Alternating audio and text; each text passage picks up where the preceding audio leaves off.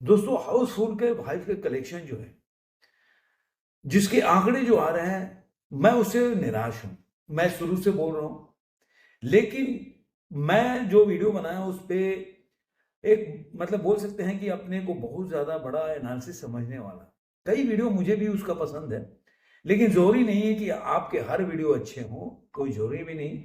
और उसके वजह कई बार क्या होता है कि शायद आप एनालिसिस अच्छा करते हो, लेकिन जब बायस्ड हो जाते हो या किसी चीजों से प्रभावित हो के आप जो आंकड़े पेश करते हो या वीडियो बनाते हो, तो कहीं ना कहीं आप गलत साबित होते हो। और यही दिखता है जो हाउसफुल के फाइव के कलेक्शन का, जो जिस तरह से जो आंकड़े आ रहे हैं उसको अलग तरीके से दिखाकर और एक नैरेटिव चलाने का जो प्रयास किया जा रहा है, मुझे लग रहा है कि ऐसे किसी भी जो अगर डिजिटल प्लेटफॉर्म हो गया या सोशल मीडिया पे सेल्फ जो बोलते हैं तरीके से अपने जो आंकड़े पेश करते हैं या आंकड़ों का एनालिसिस करते हैं। देखिए आंकड़े तो मैं पेश करता नहीं, आंकड़े तो मैं ट्रेंड एनालिसिस को उठाकर और उसके हिसाब से हम एनालिसिस करते हैं।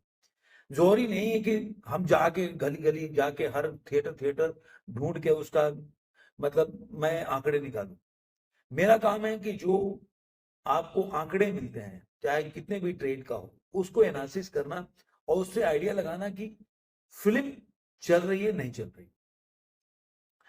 तो ये बात मैं इसलिए बोला क्योंकि ऐसे लोग क्या होते हैं ना कि किसी तरह से भी वीडियो बनाकर वो सोचते हैं कि जनता को किसी तरह से मैनिपुलेट करके थिएटर तक पहुंचाएंगे, लेकिन जो आंकड़े बोलते हैं वो कुछ और ही बोलते हैं। इसका वजह है जो मैं अभी हाउसफुल के बॉक्स ऑफिस कलेक्शन का डे 7 तक का प्रेडिक्शन करूंगा, तो उस हिसाब से मुझे लग रहा है कि फिल्म जो है, जो मुझे लग रहा है कि काफी निराश मुझे कर रही है अभी तक के कलेक्शन थे।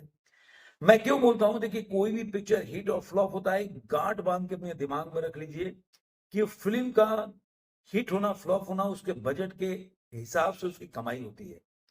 जैसे कोई बिजनेस में आप पैसा लगाते हैं और जितना आपके पैसा लगाया और उसके एवज में प्रॉफिट है, तब उसको आप आकलन कर सकते हैं कि आपके बिजनेस में जो पैसा लगाया वो निकल रहा है, प्रॉफिट कमा रहे हैं कि नहीं। आपने किसी बिजनेस में आपने लगा दिया 10 लाख रुपया और वो मान लीजिए कि वो 9 लाख रुपए कमा रही है, 10 लाख रुपए कमा रही है, तो प्रॉफिट नहीं होने। लेकिन कोई व्यक्ति अगर 1 लाख रुपए लगा रहा है और 1.5 लाख 2 लाख कमा रहा है, तो उसके बिजनेस को बोलेंगे ये प्रॉफिट है। तो यही छोटा सा साइंस है जिसको समझना बहुत जरूरी है। अब आते हैं जो हाउसफुल 5 के जो बॉक्स ऑफिस कलेक्शन का हिसाब है। मैंने चौथे दिन तक आप लोगों को बताया था कि ये मूवी जो है 19.78% का ऑक्यूपेंसी लेकर जो चौथे दिन में इसने इंडिया नेट में कमाई किया था 13 करोड़ 50 लाख, जिसे 100 करोड़ के आंकड़े को क्रॉस कर दिया था। 100 करोड़ 50 लाख जो बोल सकते हैं कि इंडिया नेट में इसने कमाई की। अब आप इंडिया नेट में चौथे दिन के आंकड़े अभी चिल्लाने लगे 100 करोड़ क्रॉस गए। अरे भाई फिल्म की बजट है 300 करोड़। और मैं बार बार रिमाइंड इसलिए करता हूँ कि जाट के खिलाफ जिस तरह से तुम लोगों ने नैरेटिव चलाया, तो ये सोचो कि जाट ने भी 120 करोड़ कमाया है वर्ल्ड वाइड में। तो वर्ल्ड वाइड कमाई कमाई नहीं होता है, आप ही के कहते हो, उसमें क्रॉस कलेक्शन शामिल होता है, इसलिए वो टैक्स होता है, इसलिए वो कमाई नहीं मानी जाती आपके हिसाब से। इंडिया नेट की कलेक्शन है, तो अब इंडिया नेट के कलेक्शन में 100 करोड़ में क्या कमाई। जो पहले 28% की ऑक्यूपेंसी थी वो 37 पहुंचा, दूसरे दिन तीसरे दिन 39.39 पहुंचा, और चौथे दिन वो करीब करीब बोल सकते 20% आ गई, और पांचवें दिन भी 20% जारी रहा 20.66 के हिसाब से। इस दिन इसने फिल्म ने 11 करोड़ 25 लाख कमाया, जो 111 करोड़ और 75 लाख रुपया हो गया। तो अब जो है पांचवें चौथे और पांचवें दिन से उसकी ऑक्यूपेंसी, मैंने बोला था ना कि मंडे का मेन टेस्ट होता है, तो वो अब गिरने लगा है। अब आने वाले वीकेंड में पता चलेगा। अभी देखिए कल से फ्राइडे से वीकेंड चालू हो जाएगा, तो देखते हैं कि कितना पिकअप पकड़ता है। बहुत पिकअप पकड़ना पड़ेगा पिक्चर को हिट होना है तो।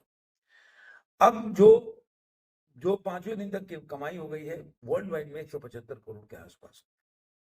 अब इसके हम डे 6 पे आते हैं। इसकी ऑक्यूपेंसी है 13.78%, काफी अभी तक के देखा जाए जो हाउसफुल 5 का जो सबसे कम ऑक्यूपेंसी और डे 6 में रहा। तो इस हिसाब से मुझे लग रहा है कि 8 करोड़ की कमाई करेगी, और 8 करोड़ की कमाई से 119 करोड़ 75 लाख को वर्ल्ड वाइड में इंडिया नेट में कलेक्शन कर लेगी।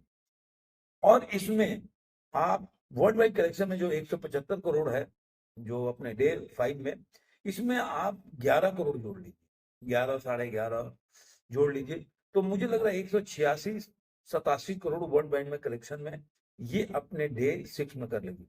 जैसा कि मैंने पहले डे 4 का प्रेडिक्शन किया था 162 करोड़ के आसपास, तो 160 ही कमाई थी। तो आज भी मैं इसका प्रेडिक्शन कर रहा हूं कि 186 से 87 करोड़ के पास वर्ल्ड वाइड का कलेक्शन करेगी अपने डे 6 पर। अब आप इसका बजट है 300 करोड़, इनके डायरेक्टर को माने तो 240 करोड़, तो 240 करोड़, और मान लीजिए कि प्रमोशन में उन्होंने कैसा खर्च नहीं किया, तो मैं मान के चलता हूं, चलो तो 240 करोड़ को क्या, जो 119 करोड़ कमाई किया है अभी तक इंडिया नेट में, तो क्या 110 करोड़ कमा लेगी? ये बहुत बड़ा सवाल है। इस सवाल के साथ आपको छोड़े जा रहा हूँ। आप हर दुनिया जो बंद, अरे कहाँ गए वो लोग, वो एक दाढ़ी बना के था, कहाँ गए वो लोग जो हेटर लोग, जो अक्षय पाजी को बोल रहे थे पिक्चर नहीं चल रही। अरे कोई भी है अक्षय पाजी का हेटर नहीं है।